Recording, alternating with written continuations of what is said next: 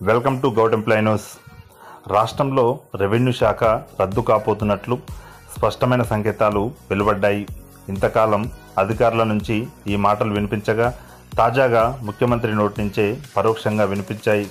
బుధవారం ఫేస్బుక్లో ఓ రైతు పెట్టిన పోస్ట్పై ఫోన్లో మాట్లాడిన సీఎం కేసీఆర్ జూన్ తర్వాత కీలక నిర్ణయం తీసుకుంటామని చెప్పడం, దీంతో రెవెన్యూ డిపార్ట్మెంట్ వారు సమ్మె చేస్తారంటూ వ్యాఖ్యానించడంతో వీటికి మరింత బలం చేకూరినట్లయింది. ఒక్క రెవెన్యూనే కాకుండా రిజిస్ట్రేషన్ల శాఖను కూడా మూసివేయాలని తెలంగాణ ప్రభుత్వం యోచిస్తుంది.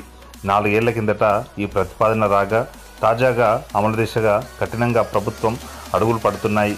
సారూప్యం ఉన్న శాఖలన్నీ కలిపేస్తాం, ధృవీకరణ పత్రాలు వ్యవస్థను రద్దు చేస్తామని సీఎం కేసీఆర్ ఇటీవల చేసిన ప్రకటన దీనికి బలాన్ని చేకూర్చింది. ఆదాయం సమీకరించే శాఖగా పేరున్న రెవెన్యూ ప్రస్తుతం భూపరిపాలనకు మాత్రమే పరిమితమైంది. భూమి శిస్తును ఇప్పటికే ప్రభుత్వం రద్దు చేసింది. దాంతో గ్రామ స్థాయిలో వీఆర్ఏ, వీఆర్ఓల వ్యవస్థను పంచాయతీల్లో కలిపేసి మండల, డివిజన్ స్థాయిలో ఉన్న రెవెన్యూ వ్యవస్థను వ్యవసాయ శాఖలో విలీనం చేయాలనే ఆలోచనతో ప్రభుత్వం ఉంది.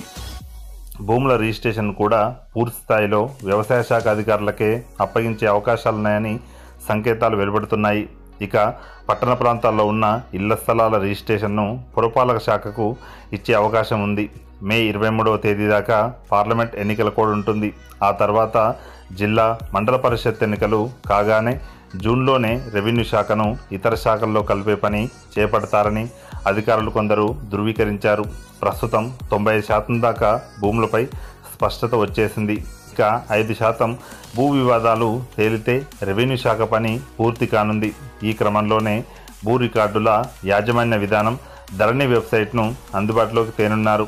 ఆ తర్వాత ధరణిలో ఉన్న భూములకు ప్రభుత్వమే పూచి తీసుకోనుంది. ఆ భూములకు ఏం జరిగినా ప్రభుత్వానిదే బాధ్యత కానుంది.